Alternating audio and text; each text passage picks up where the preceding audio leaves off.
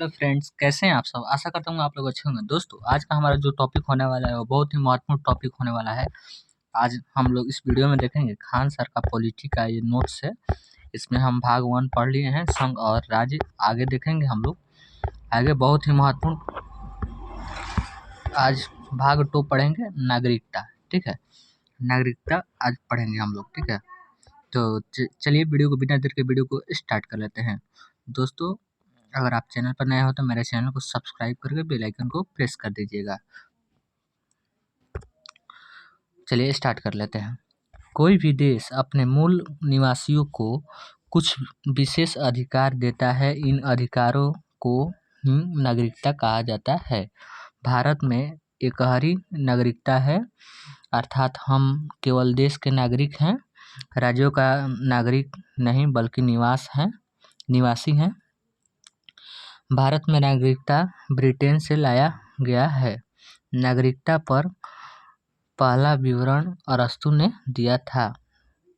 ठीक है, आगे देखेंगे हम लोग। भारत की नागरिक 1955 के अधिनियम पर आधारित है। नागरिकता में पहली बार संशोधन 1986 में किया गया था। नागरिक होने के कारण पैन कार्ड, आधार कार्ड दिया जाता है। गैर नागरिक को यह सुविधा उपलब्ध नहीं है। अनुच्छेद 5 संविधान प्रारंभ में दी गई नागरिकता, अर्थात जब संविधान बना तो उन सभी लोगों को नागरिकता दी गई जो उस समय भारत के अंदर थे। अनुच्छेद 6 कहता है पाकिस्तान से भारत में आए लोगों का नागरिकता, किंतु यदि वह संविधान बनाने के बाद आएंगे तो नागरिकता नहीं मिलेगी। परमिट रूल लागू होगा 19 जुलाई 1948 को। ठीक है, आगे देखेंगे हम लोग। अनुच्छेद 7 कहता है स्वतंत्रता के बाद भारत से पाकिस्तान चले गए ऐसे व्यक्ति जो संविधान बनने से पहले लौट आए तो उन्हें नागरिकता दे दी जाएगी। अनुच्छेद 8 कहता है विदेश भ्रमण एवं नौकरी करने पर भारत की नागरिकता समाप्त नहीं होगी। अनुच्छेद 9 कहता है विदेशी नागरिकता लेने पर भारत की नागरिकता समाप्त कर दी जाएगी। ठीक है, आगे देखेंगे। आगे अनुच्छेद 10 कहता है भारतीयों की नागरिकता बनी रहेगी तब तक जब तक कि वह कोई देश विरोधी कार्य नहीं करते। अनुच्छेद 11 कहता है नागरिकता संबंधी कानून संसद बनाती है। यह जिम्मेदारी गृह मंत्रालय को दी गई है। आगे देखेंगे हम लोग। नागरिकता अधिनियम 1955। इस अधिनियम में नागरिकता प्राप्त करने की 5 विधियां तथा नागरिकता समाप्त करने की 3 विधियां हैं। नागरिकता प्राप्त करने की विधियां। भारत में नागरिकता प्राप्त करने की 5 विधियां हैं। आगे देखेंगे हम लोग। जन्म के आधार पर 1986 संविधान लागू होने के बाद भारत में जन्म लेने वाले सभी बच्चों को नागरिकता दी जाएगी यदि उनके माता पिता भारत के नागरिक हों। एग्जाम्पल, हम सभी को इसी विधि द्वारा नागरिकता प्राप्त हुई है। ठीक है, आगे देखेंगे हम लोग। वंश के आधार पर 1992 विदेश में जन्म लेने वाले बच्चों को भी नागरिकता दी जाएगी यदि उसके माता पिता या दोनों में से कोई एक भारत का नागरिक हो। तो एग्जाम्पल में दिया शिखर धवन का बच्चा, सानिया मिर्जा का बच्चा। ठीक है, आगे देखेंगे हम लोग। आगे देखेंगे पंजीकरण 3। इस विधि द्वारा नागरिकता प्राप्त करने के लिए व्यक्ति को 7 साल लगातार भारत में रहना होगा। इस विधि द्वारा राष्ट्रमंडल देशों को नागरिकता दी जाती है। देशीकरण।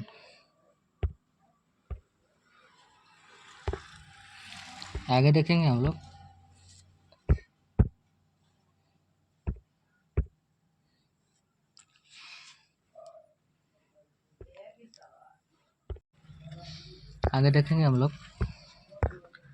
आगे देशीकरण वैसा व्यक्ति जो भारत के कम से कम एक भाषा को जानता हो, भारत के प्रति सकारात्मक सोच रखता हो, वैज्ञानिक एवं या कला के निपुण हो, साथ ही लगातार भारत में 12 साल तक रहा हो, तो उसे देशीकरण विधि द्वारा नागरिकता दी जाती है।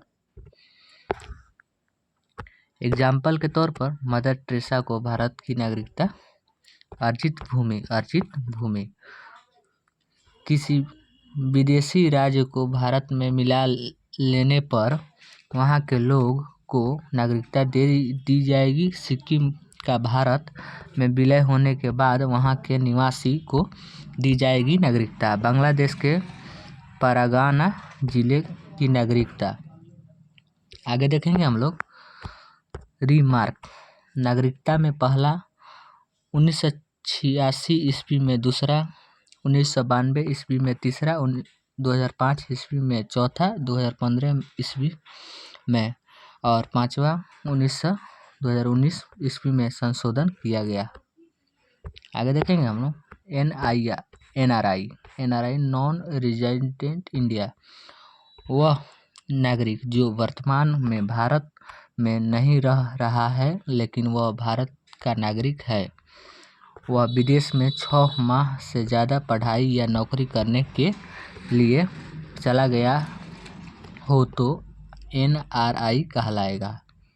ठीक है, आगे देखेंगे ओवर्स नागरिकता।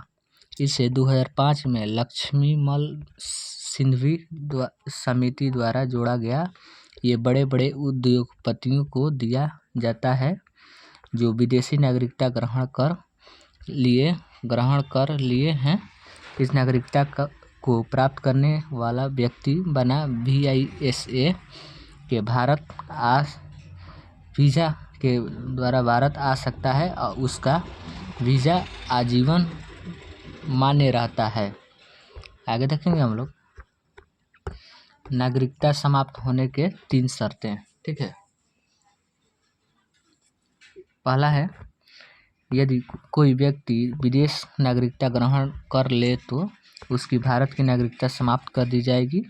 दूसरा, यदि व्यक्ति भारत की नागरिकता अपने इच्छा अनुसार छोड़ दे तो उसकी नागरिकता समाप्त कर दी जाएगी। ठीक है, आगे देखेंगे तीसरा, भारत सरकार उस व्यक्ति को नागरिकता रद्द कर देगी जब कोई व्यक्ति संविधान में आस्था न रखे, देश विरोधी कार्य करे, पागल हो जाए, धोखे से नागरिकता ग्रहण कर ले या बिना बताए लगातार 7 वर्ष तक विदेश में रह जाए।